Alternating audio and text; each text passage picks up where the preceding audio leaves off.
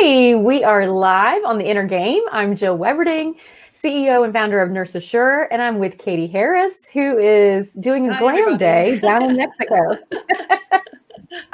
I'm getting ready for a photo shoot for tomorrow, so I'm excited about it. But my hair is very long and takes much longer than I was anticipating. But I'm happy to be here with you.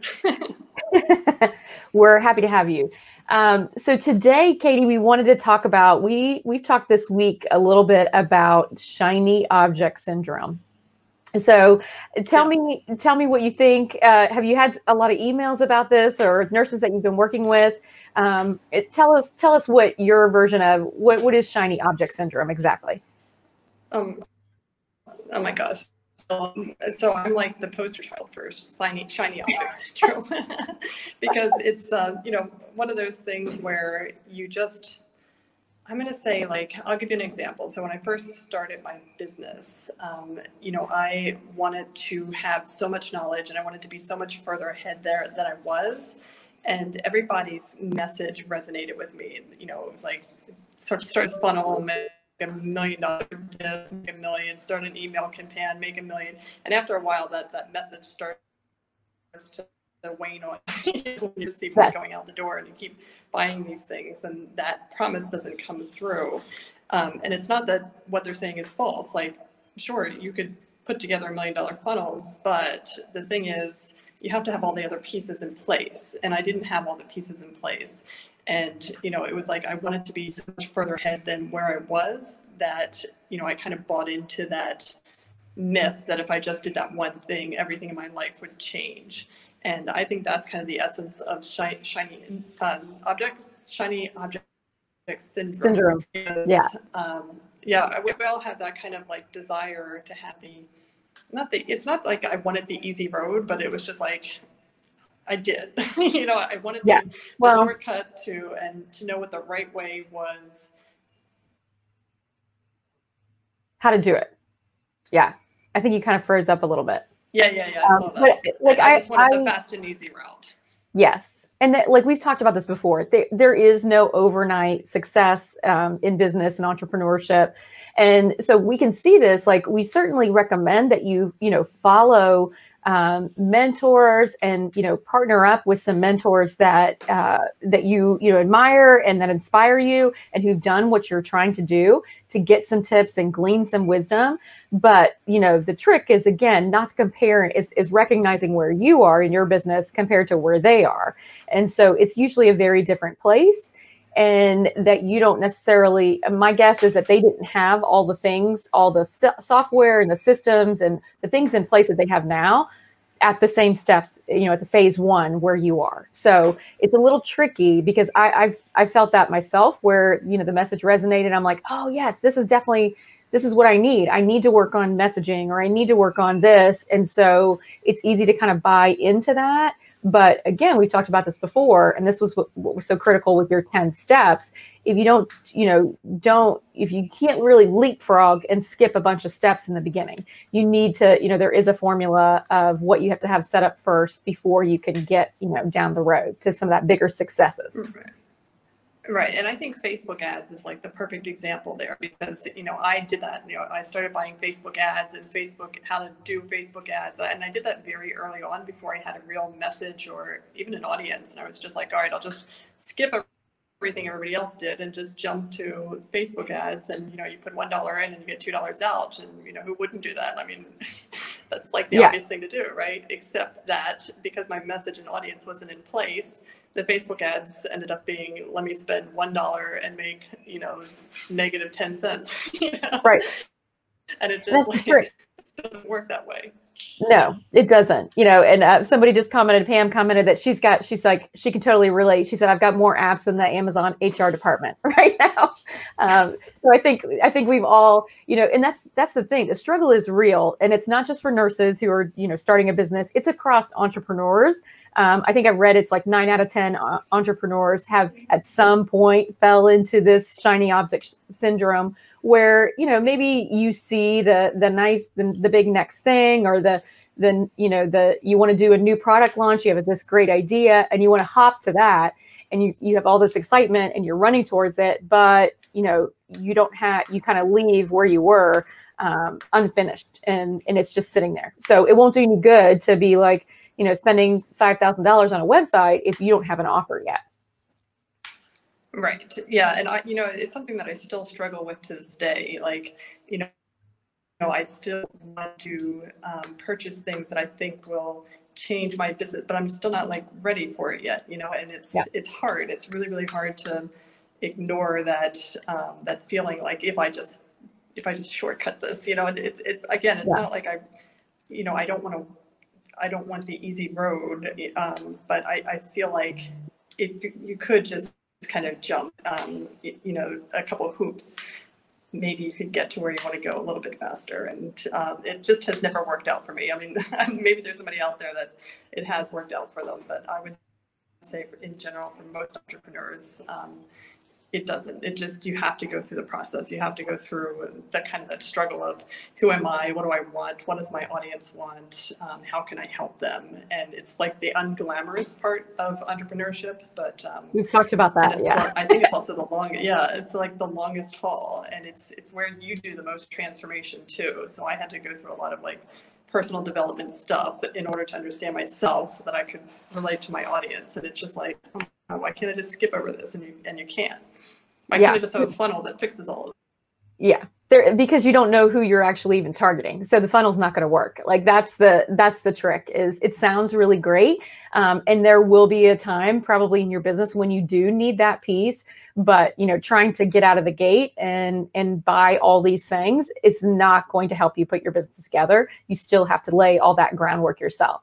So I think there's two formats where shiny object syndrome, I think, comes up for a lot of nurses for myself, as well as like when we have talked, and then other clients that I've worked with, where it's either that you want to get down the road faster, and so you're pursuing that, like what we've talked about. And it's also, a lot of people use it just simply as a method of distraction, right? It's just like this big distraction from doing the work that they actually don't want to do. Like you said, the unglamorous part, that they really don't want to do, the legwork of researching their audience, or, doing those interviews, or really doing the inner game work that they need to do themselves. And so they think they can just go pick brand colors and, work on the website. And they haven't, it's just really, it's a big method of distraction. And then their inner critic really kicks on, because they're still not making the progress that they want. Have you seen that? Oh, we lost Katie. Let me try again. There, she's back. Yeah, sorry, I might be in and out, so you might have to run this topic on your own, but and you're more than capable of doing that. So, but I heard a lot of what you just said, and it's true. It's a big way to use. It's just a distraction tool. It's kind of like, that you don't want to do the stuff that you really don't want to do. Like for me, sales funnel was not fun. Like I did not want to learn about that. I didn't want to learn about how to set up an email service provider. Like those pieces are not fun to me at all. I would much rather, work on content and just keep churning out content. But if I wasn't making an offer, what's all the content, going to do? It's not moving the needle. It's not moving you forward faster. Right. And that's, I think you have to keep the focus on what is it that you're really offering, and just keep offering it to people in different ways. And the technique of how you do that, it's going to change over time, whether it's Facebook ads or Snapchat ads or Instagram ads. Like all the techniques change, but the strategy remains the same. To stay focused on is kind of that unglamorous strategy of making an offer to an audience is something that they want. Is it something that they want? And how do you know if it's something that they want? You have to ask them, and if you never ask them, you'll never find out. Yeah. And there is a point where you just have to actually put it out there and do test and, kind of trial in the first iteration and second iteration. Pam hopped on and made a comment. She's like, it does feel like action when you are even caught up in this shiny object syndrome, where you're chasing the next thing, or you're, like you said, I will need to learn this piece. So you buy a course to how to learn this piece. But if you're not actually implementing and moving the needle in your business, applying it, and your business being at the point where you can integrate it, you're still not going to move yourself down the road, even though it feels like you're taking action because you're learning, something new that you need for your business. It may not be that you need it right now. And that's the piece that's going to, keep moving you further down the road. Right. And I'll say I spent 20 years in graduate school trying to move my needles and had no idea where it was. So it was a procrastination tool. If I was always in school, then I never really had to do something. Yes. And I think that's, certainly we see that, right? With nurses, they're like, well, I'm not ready yet. We're like, you need to where's your offer? What are you going to, put your offer out there? And it's like, well, I'm not ready yet. I still need to learn this piece. And so I just enrolled in this course, or I just got, I am currently working on this. And once I get that figured out, then I can do the offer. But that kind of then just keeps getting further pushed out. Right. And we saw that in your course too, that just wrapped up, and, we're getting ready to do Pitch Fest. But I mean, there were some amazing, incredible nurses in there that were way over educated for, their ideas even, and they still felt inadequate, like they weren't ready. And, they didn't want to do Pitch Fest and they didn't want to do the offer because, I don't know. I mean, what are your thoughts on why they didn't want to do it? Why wouldn't you want to present your offer? Yeah. I think it's inner game. It really is. I mean, that's what it always that's why I'm so interested in doing so much work, working with nurses with inner game, because I found that in my own journey, but I just keep seeing it over and over with every nurse that I work with, is it comes down to inner game, because they either their inner critic has kicked in, they have imposter syndrome. And, I've mentioned this, I think I've quoted this before, of, the most, the people who have it, or I can't even figure out how I say that. The people who have imposter syndrome should not, right? It's like the people who are most qualified and most educated and have the most experience, they're the ones who tend to have, inferiority complexes. It's like all the wrong people have inferiority complexes. It's like, why wouldn't you, I've been in oncology for 22 years now. So it's like, of course I can put pretty much any offer out there with cancer education, and I am fully qualified to do so. Right. But in the beginning, you kind of just question well, is it, am I teaching patients? Am I teaching nurses? Is this going to be enough? Is this what they want to know? So I think we all kind of go through those cycles, but that's usually what, stops the nurses that I've worked with of putting an offer out or going to, putting themselves out there, like for something like Pitch Fest, which is going to be amazing, by the way. Such a great opportunity. I hated to see anybody turn that down. But I think it's because of this, inner game, fear of failure, putting themselves out there, and the inner critic kicks in, and you start to rationalize, well, I really don't have the time. I want to work on this more. So I'm going to have to delay. I won't be able to participate because I don't have this quite honed in the way I want to. Right. And the funny thing is that, he'd asked them for a 2-minute pitch. And I know you got a couple of emails where, somebody spent clearly more than 2 minutes explaining to you why they didn't have 2 minutes to do the pitch. And it is the inner game where it's just, you're nervous, you're scared, you don't want to be rejected. But the only way to find out if your idea is going to work and it's going to succeed is to put it out there to the world. But I think there's a bigger meaning behind when you put an offer out. You wrap up kind of your personal worth in your offer, and if it gets rejected or ignored, there's a lot that goes in that. Yeah. So and we talked about that in the group a little bit of, as for those who are, doing Pitch Fest or getting ready to launch their program, their course that they've built over the last, several weeks. It's like, well, what does, let's talk about what success actually means to you. So are you going to define success by the number of people who enroll? Or, what does it actually mean to you? Because I've seen people who had the exact same number of people enroll in their course, and one was ecstatic. They thought they knocked it out of the park. They were just over the moon with their first, course offering when it launched. And somebody else who had the same number was devastated. They were completely devastated because it didn't in their mind meet their expectation.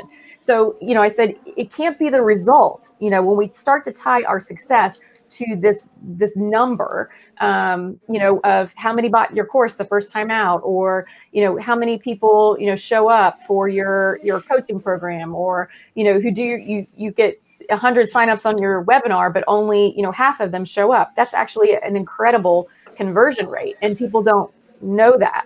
So it's all about these expectations in your mind. And when we wrap our self-worth and, what that means to us, and that's all inner game work, Yeah, and I mean, I had that with my first offer because I had spent a year putting this offer together and finally got the courage to do the webinar. And I was so kind of like that where everybody's like, oh, I made $1 million on my launch.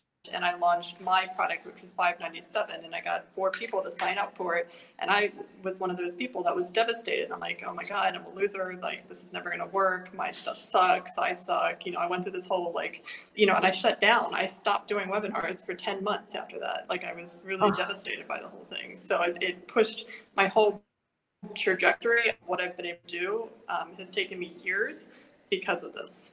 Yeah. And that's the thing, because if I had talked to any of the nurses in my course now, and I said, if we were going to price your course at $597 and you got 4 your first time out, would you be happy with that? And I think the majority of them would be like, yes, please, like, sign me up now. How do I get that? How do I guarantee, $2,500 essentially, with this first, time out? And that's really just the testing the water. That's like your beta group or your pilot, product test, whatever it is, whether it's a course or an actual product or a service. Like, you've got to get it out there in the world so that you get the feedback and then you can continue to improve it. Right. And it was funny because it was a coach that, when I met with him in October, I was working with Kevin Rogers, who's like an A-lister copywriter, but he's amazing.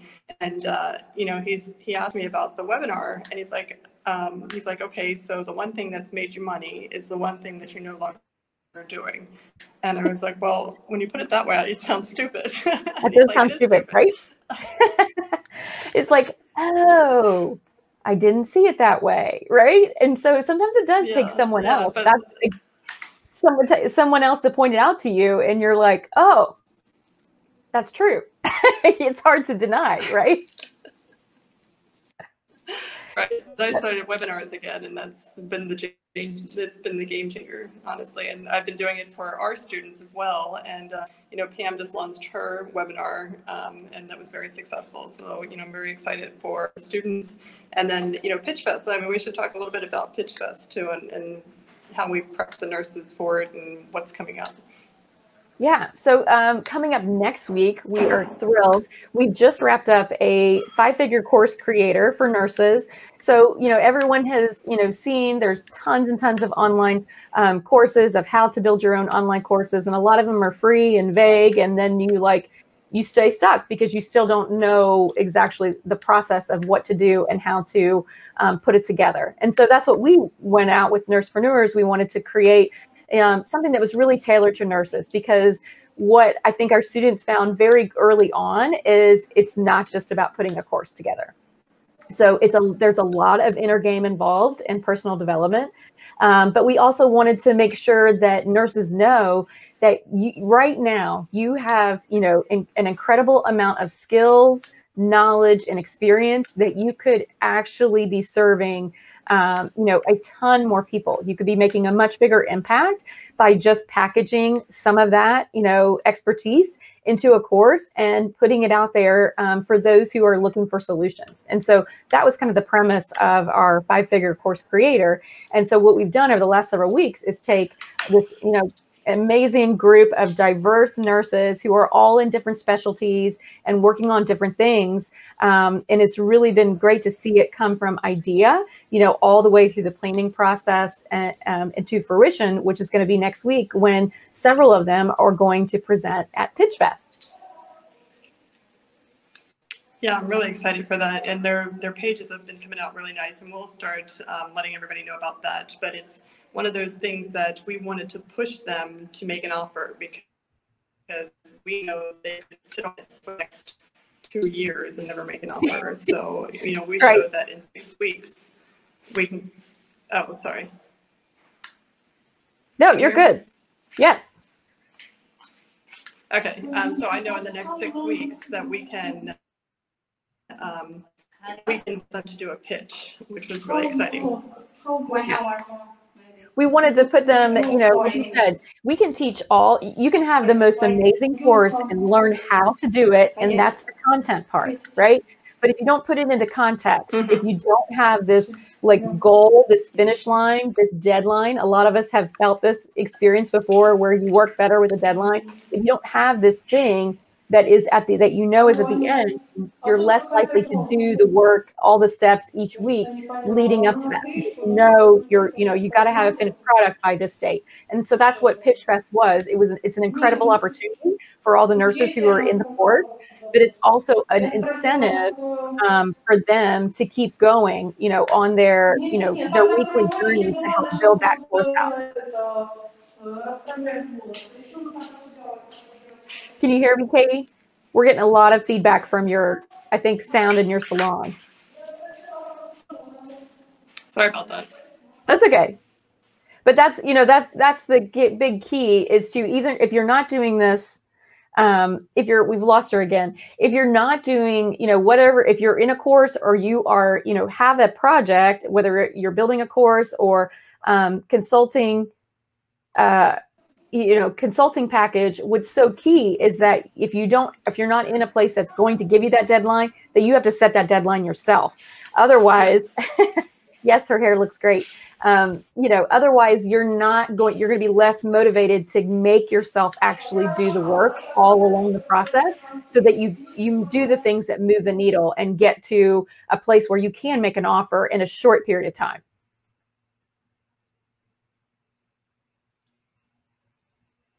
I think she's freezing up again. No, I wasn't frozen. There was just some chatter. I am in a salon.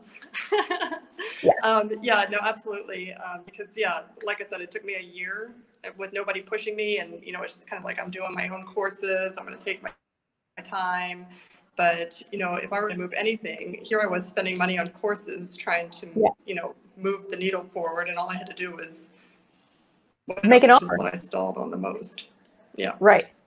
So, and I think we've gotten a lot of feedback. Pam was talking about, she said the course was a game changer for her as well. And I think a lot of people have, commented in the group that like, wow, this is so much more than actually building a course. Because if you haven't done a lot of that, if you're just getting started, whether it's with a business or, you wanted to create some consulting services or coaching services, or you do want to put your, package your nursing skills and expertise into a course, it's more than that. You're going to come up with these inner game roadblocks. And so you do have to work through those in order to be able to bring whatever it is to fruition and get it out in the world. So I think, that's been the really fun part for me, is to not only see the product that's being built from scratch to fruition, and we'll see that at Pitch Fest, but really to see the big shifts in mindset and self-confidence and self-awareness in all the students that we've had in the course with us.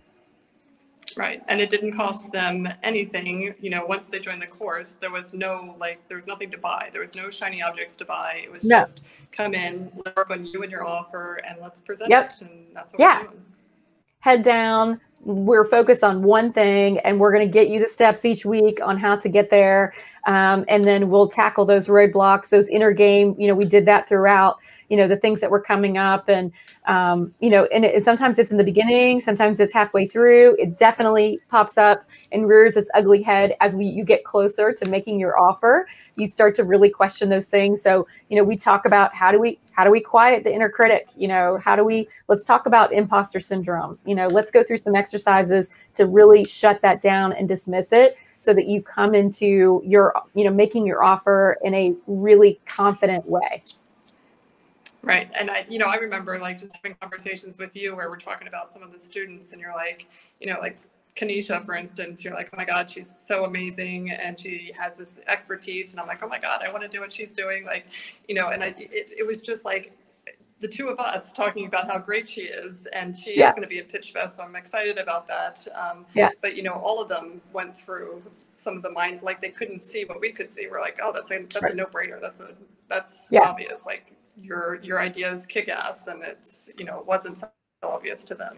Yeah. And I think, some of that is because we're really humble, right? And we don't think you yourself get trapped in the curse of knowledge. Maybe you've been in a field, for 10 years or 15 years, and it's so automatic to you. It just feels like, well, this is everybody probably knows this. You don't feel like you're specialized or, that you have, this expert knowledge to share. But the reality is, like, nobody, 10 or 15 years in a specific specialty or even nursing across the board, like, you have so much to offer. And until sometimes somebody points that out and be like, what do you mean? Like, we talk about this in Course Idea Generator, like people, listing what they're good at and what people are coming to them for. And some people will come back with like 2 lines, like, this is it. And other people like fill 2 pages and they're like, oh my gosh, I never really thought of myself in that way until you made me go through this exercise. And now I realize there are tons of things that I could be, teaching about or creating a course about and coaching people on. Right. And I think that's the part that people don't get when you take, like, because I've taken so many courses, I've just spent a ridiculous amount of money taking courses, but you don't get that feedback. You get the information, but it's not more information that we all need. It's feedback and it's validation and fruition and those types of things that will move you forward. Yeah, absolutely. And that's what builds your, that really builds your confidence too. When someone from the outside says, hello, that's a huge gap. Like, what do you mean? You can fill that? Like, you know how to fill that? You know how to solve that problem?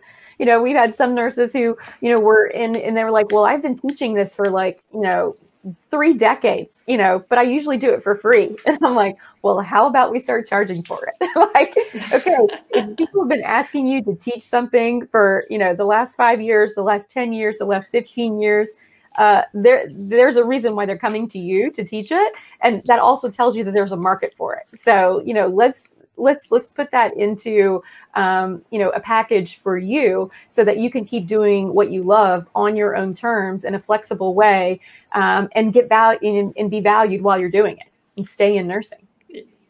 Absolutely. And again, it comes down to, it doesn't cost you anything. You don't need the shiny objects.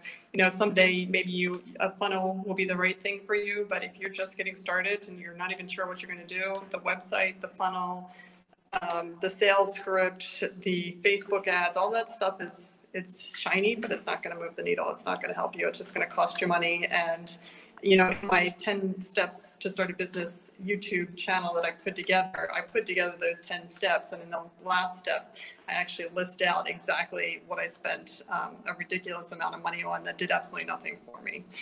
So those were my shiny objects. That was basically, it's like I just took some money and I may as well have burnt it because right. That's what I did with it.